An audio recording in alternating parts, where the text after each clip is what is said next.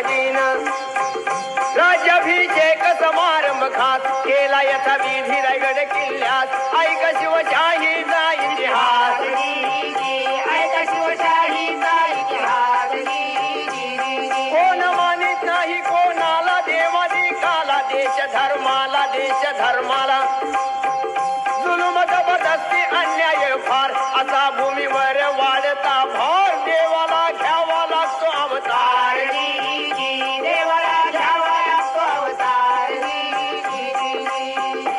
या न्यायाने शहाजी राजे व जिजाईचे पोटी शिवावतार झाला। या शिवाजी बरोबर सह्याद्रीच्या दऱ्याखोऱ्यातील बाजी तानाजी येसाजी सूर्याजी फिरंगोजी सारखे मर्द मावळे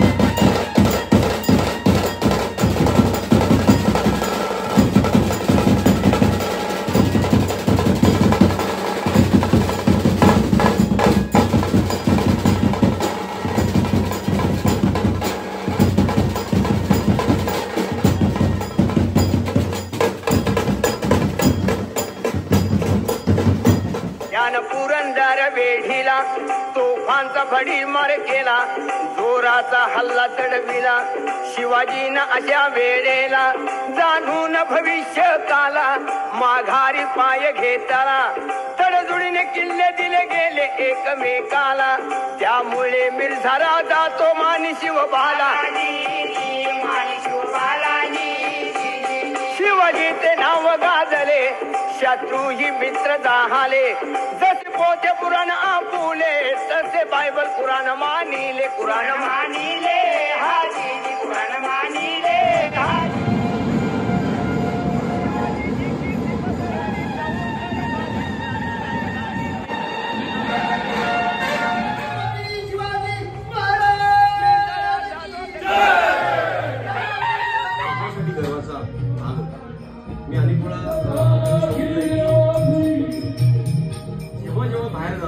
तेव्हा अभिमानाने छाती फोडून निघते कारण महाराजांचं वर्णन करणे इतपत आपण मोठे नाहीच आहेत केवढं मोठं उत्तुंग त्यांचं नेतृत्व आणि आज अख्खा भारत देश आपण कुठे गेलं तरी आपल्याला हे म्हटलं जातं की जर महाराज नसते तर आज भारताचा नकाशा वेगळा असतो आणि महाराजांनी ज्या निधडा छातीने ज्या गनिमी काव्यांनी ज्या पद्धतीने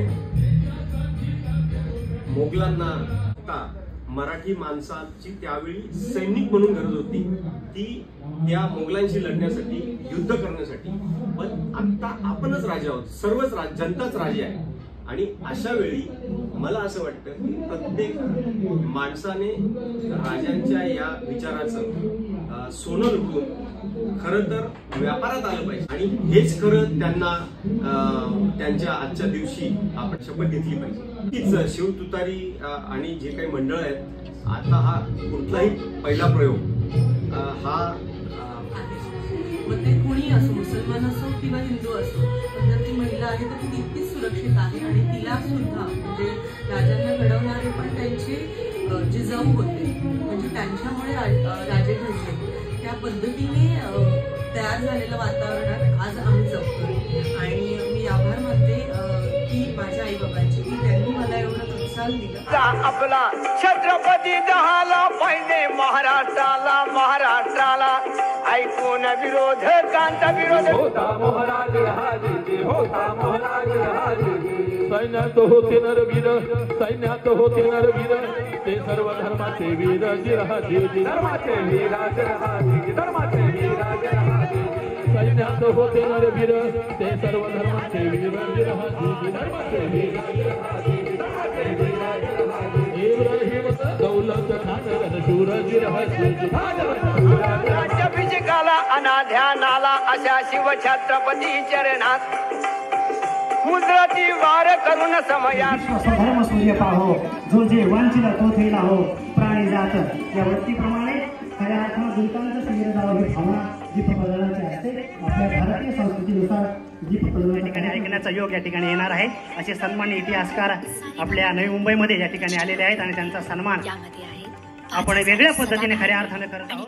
करून देणार आहेत, जे एकाच वेळी वेगवेगळ्या जबाबदाऱ्या भूमिका यशस्वीपणे पार पडणारे मल्टीटास्किंग पर्सनॅलिटी उद्योजक माननीय श्री प्रकाशजी Bawiskar, CEO Bawiskar group of companies, व्यवस्थापकीय संचालक भवानी इंडिया प्रायव्हेट लिमिटेड, मालक शिवकमल डेव्हलपर्स, राष्ट्रीय खानदेश महासंघ राष्ट्रीय अध्यक्ष क्रीडिया नवी मुंबई, सहअध्यक्ष माजी अध्यक्ष महाराष्ट्रीयन बिल्डर्स असोसिएशन, संस्थापक अध्यक्ष नैना बिल्डर वेलफेअर असोसिएशन, अध्यक्ष शिवकमल सहकारी पतसंस्था लिमिटेड, समिती सदस्य national real estate development council Maharashtra, consolidation फोरमचे सदस्य महाराष्ट्र रिअल इस्टेट नियामक प्राधिकरण.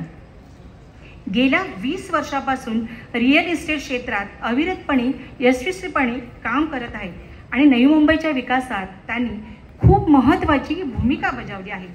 विकासाच्या दृष्टीने त्यांनी बिल्डर सोसायटीच्या प्रवर्तकाची एक अतुलनीय संकल्पना मांडली. ही कल्पना आणि अद्वितीय संकल्पना पेटंट नोंदणी प्रक्रियेत आहे. त्यांच्या नेतृत्वाखाली नवी मुंबई नैना परिसरात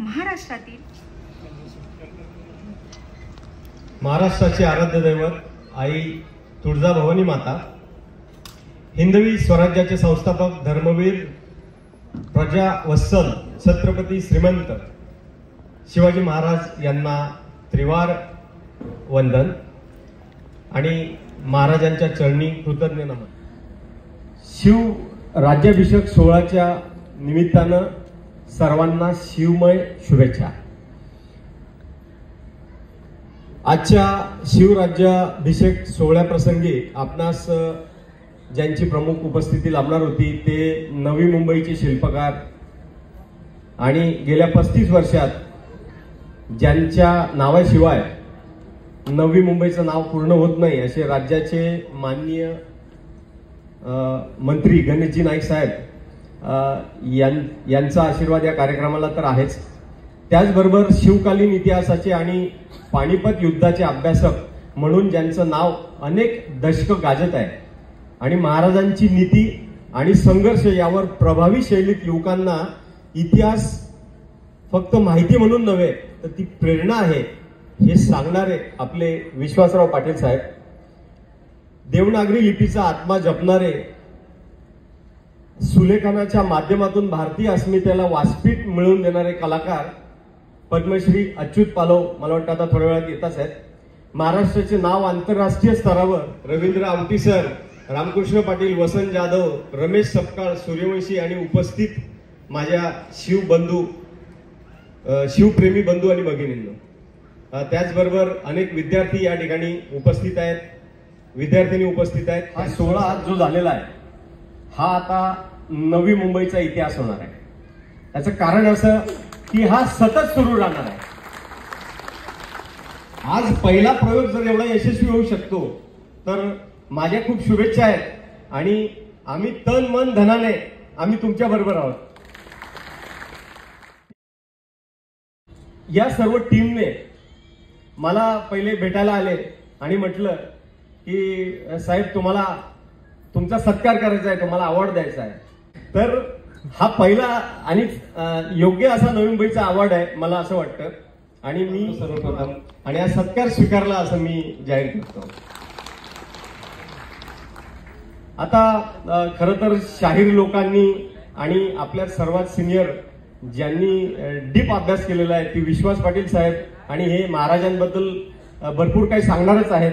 पण माझा मुद्दा महाराजांच्या कामामधून मी फक्त उचलतो आणि तो माझा मुद्दा म्हणजे व्यवसाय. आपल्याला माहित नसेल मी नवी मुंबई महापालिकेचा फाउंडर एम्प्लॉय होतो. 1991ला मी महापालिका जॉईन केली आणि महानगरपालिकेमध्ये पहिला महापालिकेचा जो तुम्ही नकाशा बघतात हा नकाशा आम्ही रात्री 2 ते 3 वाजेपर्यंत पहिलं गाव नकाशा जोडून जोडलेला आहे. आता सन्माननीय नगरसेवक पण या ठिकाणी होते आणि त्यावेळी महापालिका भाड्याच्या एका रूम मध्ये होती आणि आम्ही जाऊन पहिला टेबल उचलून आणून महापालिका जसं आपण काहीतरी संसार तयार करतो तसा महापालिकेचा संसार तयार करण्याचं भाग्य आम्हाला लाभलं. ही युनियन क्षेत्रामध्ये काम करताना 4000 कामगार नियमित करण्याचं भाग्य आम्हाला लाभलं. हे सगळं करत असताना जेव्हा कामगारांना घरं नाही आहेत तर या समस्या निर्माण झाल्या आणि समस्या सोल्युशन प्रॉब्लेम सोल्युशन. जेव्हा आम्ही नवी मुंबईमध्ये आलो तेव्हा पहिलं घर हे 80 रुपयाचं भाड्याचं घर आम्ही शोधलं होतं आणि स्वप्न बघितलं होतं की आपलं स्वतःचं घर हे कमीत कमी 1000 लोकांना मी स्वतःची घरं दिली. स्वतःच्या लग्नाचा अडचण प्रत्येकाला असते पण आम्ही सर्व विविध संघटनांनी मिळून 41 विवाह वाशी स्टेशनला आम्ही लावले होते. अनेक माध्यमातून काम करायची संधी मिळाली. जेव्हा कामगारांना इश्यू आले तेव्हा त्यांना हाऊसिंग लोन आम्ही अप्रूव्ह करून दिलं आणि हाऊसिंग लोन अप्रूव्ह करून दिल्यानंतर अनेक विकासकांकडे ते गेले. विकासकांकडे गेल्यानंतर अडीअडचणी निर्माण झाल्या. कोणीतरी पैसे देऊन फसले, पैसे परत मिळत नव्हते. तर मग याच्यावर काहीतरी सोल्युशन शोधलं पाहिजे. तर सोल्युशन प्रत्येक गोष्टीला सोल्युशन असतं, फक्त आपण ते शोधलं पाहिजे. आणि महाराजांबद्दल बोलण्यासारखं भरपूर आहे पण आपला तर जो टाइम आहे तो फार लिमिटेड असल्यामुळे मी त्यावर जास्त काही बोलणार नाही. पण खरं तर महाराजांकडून आपण काय घ्यायचं आहे तर आता आपण युद्धाचे सैनिक नाही हे लक्षात ठेवायचं आहे. आता त्यावेळी आपल्याला सैनिक म्हणून गरज होती, म्हणजे आपल्याला कोणाला तरी फाईट करायचं आहे. मग आता उरलेल्या शेजाऱ्याची फाईट करायची, आणखी कोणाला तरी फाईट करायची, कोणीतरी भेटलं तर दादागिरी दाखवायची आणि त्याच्याबरोबर फाईट करत बसायचं. मग आपलं आयुष्य आपण फायटिंग मध्ये नाही घालवायचंय. आता महाराजांनी तेव्हा दुश्मन होते म्हणून फाईट करण्यासाठी आपल्याला तयार केलं होतं. आता आपल्याला फाईट करायची नक्की आहे पण कोणती करायची आहे? व्यापारासाठी फाईट करायची आहे, संस्कृती जपण्यासाठी फाईट करायची आहे आणि महाराजांचे विचार पुढे नेण्यासाठी फाईट करायची आहे. आपल्याकडे काय माहितीये, ऍज अ व्यावसायिक म्हणून मी सांगतो, आपल्या व्यवसायामध्ये सगळ्यात मोठं भांडवल लागतं ती म्हणजे जमीन. अरे ही जमिनीचे आपण मालक आहोत. त्या टोटल व्यवसायामध्ये आपण बघितलेलं आहे एखादा कोणीतरी झेरॉक्सचं मशीन टाकलेलं आपल्या डोळ्यासमोर आहे. झेरॉक्सचं मशीन ज्यांनी टाकलं होतं आणि तो आज मोठा विकासक आहे. त्यांनी आणलं काय होतं? काहीच नाही. त्यांनी झेरॉक्सच्या मशीन पुरते पैसे आणले होते तरी तो विकासक झाला, तरी तो एवढ्या मोठ्या व्यवसायामध्ये पुढे गेला. तर आपण हे शिकलं पाहिजे की आपल्याकडे सगळ्यात मोठं भांडवल आपल्या टीम मधून जर कोणी विकासक होत असेल, व्यवसायात जात असेल तर त्याला हे बोलणं भानगड नाही, कोणाचे शिल्लक नाही, कोणाची सोसायटी पेंडिंग नाही, कोणाचं काही नाही. हे सगळं करता येणं शक्य आहे. तुमच्यामध्ये एक बिंदू आहे, एक पॉवर आहे. मग तुम्ही त्याच्यापेक्षा चांगल्या स्थितीमध्ये आहे तर तुम्ही काय होऊ शकता हे तुम्हाला महाराजांकडून शिकलं पाहिजे. आणि आजच्या दिनी तुम्ही ही शपथ घ्या की मी शेजाऱ्याला, धंदा करणाऱ्याला कुठल्याही प्रकारे वेडवाकडं बोलणार नाही, शिवीगाळ करणार नाही, पण त्याला प्रोत्साहन देईल. जर माझ्याला शक्य असेल तर मी स्वतः पैसे काढून देईल आणि त्याला प्रोत्साहन देऊ. तो जर कुठे चुकत असेल तर त्याला आयडिया देण्याचं काम करेल, पण फुकटचे सल्ले मी देणार नाही. एवढं आपल्याला या प्रसंगी करावं लागेल. त्यानंतर मुलांना नोकरी नव्हे तर आपल्याला व्यवसायात पारंगत केलं पाहिजे. आर्थिक क्षमता निर्माण करण्याकरता आपल्या तरुणांना प्रोत्साहन दिलं पाहिजे आणि आर्थिक मदत केली पाहिजे, जे मी आपल्याला सांगितलंय. आणि या ठिकाणी मी हे सांगेल की असे अनेक वेगवेगळी प्रकरणं आहेत. आपण हा समाज एवढा गरिबीच्या स्थितीला का आला, तर काही टेक्निकल मुद्दे पण आहे, शासकीय लेवलला ते सुटले पाहिजेत. म्हणून मी मुद्दाम या ठिकाणी लोकांना काढलं गेलं, बाहेर केलं गेलं. तर आपली मागणी एवढीच आहे की अशा प्रकारे जर चुकीच्या पद्धतीने आमच्याकडून जर जमिनी घेतल्या गेल्या असतील तर त्या पुन्हा जमिनी रिएस्टेट करण्यासाठी त्याचं रिव्हिजन झालं पाहिजे आणि लोकांना त्यांच्या जमिनी परत मिळाल्या पाहिजे. त्यानंतर आमच्या विद्यार्थी जेव्हा पुढे जातात, कोणी बीई सिव्हिल होतो, कोणाला व्यावसायिक व्हायचं असतं, सगळ्यात महत्वाचा एक मुद्दा मी तुम्हाला सांगतो की सगळ्या धंद्याला आयुष्यात माणूस 80% पैसे हा घराच्या शेतात खर्च करतो, पण या क्षेत्राला कोणतेही क्वालिफिकेशन लागत नाही. किराणा दुकान टाकायला आलेला माणूस पण बिल्डर होतो. तर एक असा धंदा आहे ना तुमच्याकडे की ज्याच्यामध्ये काहीच लागत नाही, फक्त तुमची डेअरिंग लागते, तुमचं फोकस लागतं, तुमचं विजन लागतं. वा करोडपती. आपण म्हणतो तो बिल्डर असा आहे, तो असं झाला, याचं खाल्लं त्याचं खाल्लं. तुम्ही व्हा ना, रेस्ट्रिक्शन काय तुम्हाला विचारलं का? फक्त 2000 रुपयात माणूस बिल्डर होतो. एक कार्ड छापायचं आहे, तुमचं नाव मोबाईल नंबर टाकायचा आहे, तुम्ही व्यवसायात येऊ शकता. तर सगळं काही पॉसिबल आहे. आणि तुम्हाला जर व्हायसाठी काही आयडिया पाहिजे असतील तर तुमचा भाऊ उदाहरण तुमच्या समोर आहे आणि तुम्ही कधीही माझ्या ऑफिसला या, मी तुम्हाला जेवण. धन्यवाद सर. मराठी पाऊल पडते पुढे याची प्रचिती म्हणजे आदरणीय बाविस्कर सर. सर, आपण आपल्या अनुभवाबरोबर आम्हाला जे प्रेरणादायी मार्गदर्शन केलं त्याबद्दल पुनश्च एकदा धन्यवाद. दरम्यानच्या काळामध्ये ज्यांचं आगमन झालं आहे त्यांचा सन्मान होत आहे. सुप्रसिद्ध सुलेखनकार पद्मश्री श्री अच्युत पालव सर. असल्यामुळं ती अनेकदा अशी लखलखून उठते आणि महाराजांना मुजरा करण्यासाठी रायगडावर पोहोचवते. याशिवाय दुसरं उत्तर काय असू शकत. अनेक वेळेला महाविद्यालयामध्ये तरुण मुलांसमोर आम्ही जातो, काही जाणती माणसं मला विचारतात की जीवनामध्ये किल्ला आहे. छत्रपती शिवरायांचे वडील शहाजी महाराज यांनी पहिल्यांदा पेमगडावर स्वतःची राजधानी स्थापन केलेली होती. महाराष्ट्राच्या इतिहासातली पहिली राजधानी ही पेमगडची आहे, जी 28 किलोमीटरवर आहे संगमेश्वर पासून, संगमनेर पासून. हे लक्षात घ्या. आणि 64 किल्ले होते त्यांच्या ताब्यात, म्हणजे नाशिकच्या गोदावरी पासून पुण्याच्या भीमेपर्यंत.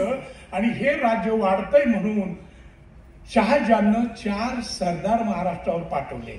महाबत खानासह 3 लाखाची फौज पाठवली, परंतु शहाजी महाराज काही आवरेना झालेत.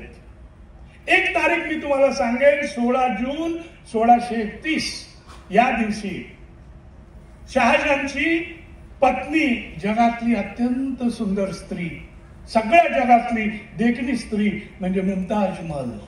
या मुमताज महलचं निधन हे बुरानपूरला झालं. आणि मुमताज महलचं 4थं कार्ट किंवा पोरगा म्हणजे औरंगजेब. आणि तिचं जे निधन झालं त्यावेळेला ती तिच्या फक्त 14व्या बाळंतपणात आढळली होती.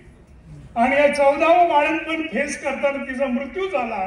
पण शहाजहानला ती खूप आवडायची, म्हणून शहाजहाननं तिचं शव घेऊन तो यमुना काठी गेला आणि यमुना काठी त्यांनी ताजमहाल बांधायला सुरुवात केली. आणि त्यांनी शपथ घेतली की जगातली सर्वात सुंदर इमारत मी बांधणार आहे.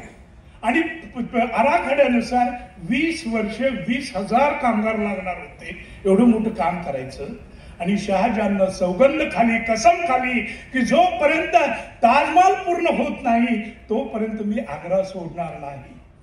पण मित्र, 1634 मध्ये 35 मध्ये शहाजहानला झक मारत आग्रा सोडावं लागलं, कारण दक्षिणेतलं शहाजी महाराजांचं जे बंड होतं ते शमत नव्हतं. आणि शहाजी महाराजांचा पराभव करण्यासाठी यमुनेवरनं पुन्हा इथं शहापूरला शहाजहान आलेला आहे. शहाजहाननं 9 महिने वेढा दिलेला होता. शेवटी शहाजहानची फौज संपूर्ण भारतातली मिळून 10 लाखाची होती. मराठ्यांकडे 30-40 सैनिक होते आणि त्यामुळे शहाजी महाराजांना शस्त्र ठेवावी लागली. पण त्यावेळेचे जे उद्गार आहेत शहाजहानचे, शहाजहाननं असं म्हटलेलं आहे की शहाजी नावाचा मराठा एखाद्या डोंगरासमोर उभा राहिला, पहाडासमोर उभा राहिला की पहाडाला पाय फुटतात. आणि म्हणून याला मी अशा ठिकाणी हद्दपार करणार की जिथे दऱ्या नाहीत आणि डोंगर नाहीत. आणि त्यासाठी त्यांनी आदिलशाहला बोलवून घेतलं आणि सांगितलं तुमच्या राज्यामध्ये घेऊन जा, म्हणून शहाजी महाराजांना विजापूरला जावं लागलं. हा इतिहास आहे मित्र. शहाजी महाराजांनी काय दिलं नाही शिवाजी महाराजांना? एक आपल्याला माहिती आहे की 28 किलोमीटरवर आहे संगमेश्वर पासून संगमनेर पासून, हे लक्षात घ्या. आणि 64 किल्ले होते त्यांच्या ताब्यात. म्हणजे नाशिकच्या गोदावरी पासून पुण्याच्या भीमेपर्यंत. आणि हे राज्य वाढतंय म्हणून शहाजहाननं 4 सरदार महाराष्ट्रावर पाठवले. महाबत खानाचं 3 लाखाची फौज पाठवली, परंतु शहाजी महाराज काही आवरेना झाले. एक तारीख मी तुम्हाला सांगेन, 16 जून 1631 या दिवशी शहाजहानची पत्नी जगातली अत्यंत 20 किलोमीटर मालवणला जायचे आणि सिंधुदुर्गचा किल्ला बांधायचं प्लॅनिंग करायचे. सकाळी 5-5:30 पर्यंत तिथं उभे असायचे, तिथून पुन्हा घोड्यावर बसायचे आणि उगवत्या सूर्याबरोबर पुन्हा रणामध्ये उभे असायचे. हा इतिहास आहे. आणि म्हणून 5 नोव्हेंबरला शिवाजी महाराजांनी कुडाळचं खवासखाना विरुद्धचं युद्ध. नवी मुंबईच्या महानगरपालिकेच्या उपायुक्त श्री अभिलाषा म्हात्रे मॅडम यांनी सत्कार स्वीकारला, त्याबद्दल त्यांचे आभार. काही वृक्षांची उंची अशी असाधारण असामान्य असते, त्यांचं दिसणं कोणी टाळू शकत नाही. अशा वृक्षाला आपण अशोक म्हणून ओळखतो. कलाक्षेत्रात असंच एक झाड मराठी अस्मितेचा बाणा म्हणून संगीताच्या डफासह कडाडतोय. त्या कलामहर्षी अशोक हांडेसरांचं आज आम्हासोबत असणं दिलासा जागृत करून गेलं. त्यांचा सत्कार स्वीकारल्याबद्दल आभार. तुम्हा सर्व क्षेत्रातील सरसेनापतीच आहात. तुम्ही सर्वजण प्रत्येक क्षेत्रात सरसेनापतीच आहात. आम्ही मावळे निर्धास्तपणे मार्गक्रमण करत असतो, करत आहोत आणि करत राहू. कारण मार्गात काही अडचण आल्यास प्रकाश दाखवणारे प्रकाश बाविस्कर साहेब आमचे दिशादर्शक आहेत. 22 प्रकारच्या करांनी बळ पुरवणारा प्रकाश असाच पाठीशी राहावं ही मनीषा. सत्कार स्वीकारल्याबद्दल त्यांचाही मनपूर्वक आभार. शिवरायांनी स्वराज्य स्थापन केलं, त्याला समृद्ध करण्याचं काम आपल्या सरसेनापतींनी व मावळ्यांचं आहे. तन मन धनाने नेतृत्व दिलेलं आहे. आजच्या या सोहळ्यात वैचारिक सांस्कृतिक समृद्धीची पालखी भोई समजून अनेक मावळ्यांनी ती आनंदाने स्वीकारली आणि वाहिलीही. या सर्व भोई वृंदास नावावर आणलं तर कविता.com या कवितेची आस धरणाऱ्या समूहानं, त्यांचं अविरत अनन्य रूपे सारथ्य करणाऱ्या प्राध्यापक रवींद्र पाटील सरांनी. रवी आणि इंद्र ज्याच्या नावाचं सामावले, वर पाटील की आहे. आज 2-2 पाटील सभागृहात आहेत. कार्यक्रम सुंदर होणार नाही तर काय. आणि आपण सर्वांनी शांतपणे जर ऐकले, अनुभवले, त्याची अनुभूती घेतली, म्हणून प्रत्येकाचे आभार. कार्यक्रमाच्या यशस्वीसाठी आम्ही मावळे झटत होतोच. 50च्या वर सामाजिक संघटनेच्या चर्चेच्या आभार कारण त्यांचं पाठबळ आमच्या साथीला होतं. प्रत्येक मावळा मदत म्हणून स्वतःला शून्य समजत होता. शून्य करत शून्य वाढत गेले. प्राध्यापक रवींद्र पाटलांसारखा एक पुढे उभा राहिला आणि आम्ही लाखो झालो. आमची किंमत आम्हाला श्रीमंत करून दिली. कविता.comच्या मासिक कार्यक्रमात एकदा ऐकलं होतं, संविधानाच्या बाणाची टोकं बाहेरच्या दिशेला फिरवली की त्याच्या जखमा होतात आणि आतल्या दिशेने फिरवली की त्या फिरवल्यानंतर त्याच्या कविता होतात. पाटील सर, मावळ्यांच्या बाणांची टोकं आज त्या सोहळ्यानिमित्त अगदी योग्य दिशेला तुम्ही फिरवली. ही विचारांची, कवितांची स्वराज्य समृद्धीसह श्रीमंत होत जाईल हे मात्र निर्विवाद. नवी मुंबईतील सर्व बुजुर्ग, आपण सर्व संघटना, सर्व पत्रकार, वार्ताहर इत्यादी हरेक घटकाचे फक्त आभार न मानता सर्वांना मानाचा मुद्रा पुनश्च मानाचा मुद्रा. धन्यवाद.